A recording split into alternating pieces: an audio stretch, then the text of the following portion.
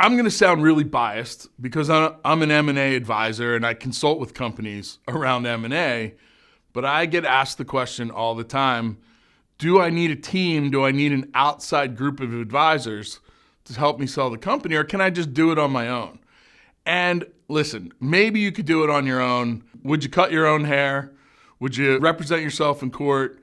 There's all sorts of things where having an expert is really a good call. And in M&A, I think it's absolutely critical to have an expert. In fact, I think you need a team of experts. You need a great deal attorney. You don't need an attorney that did your will and maybe did some family planning stuff for you and helped you with a car accident you had 10 years ago. You need an attorney that specifically specializes in M&A. Same thing with accounting. You need a financial resource, an accounting resource to help you understand the complexities of tax and exit and maybe even trusts and future generation financial planning. And I really strongly believe you need an expert that understands the minefield, the incredibly complex process that is M&A.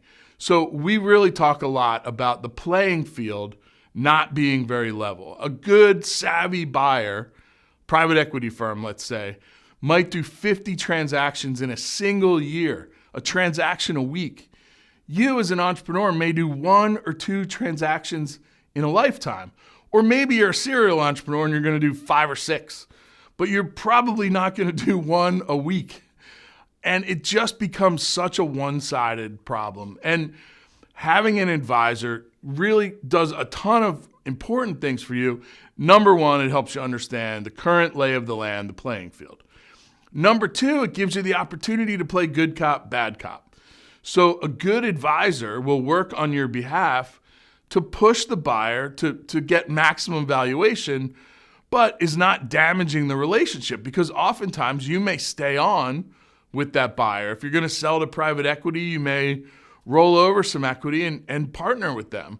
Well, the last thing you want to do is to get into a contentious relationship in the process of selling and then wake up the day after the sale and shake hands and say, oh yeah, we're partners. I love working with you.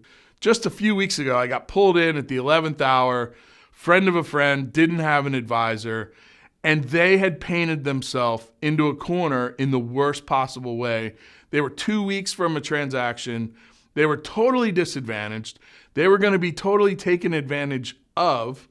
And at that point, I was able to help. I was able to mitigate some of the damage, but a lot of the damage was done. And then they were left with the decision, do I even move forward with this deal, or do I throw away the last 12 months of working through this process and go back to the drawing board and start over?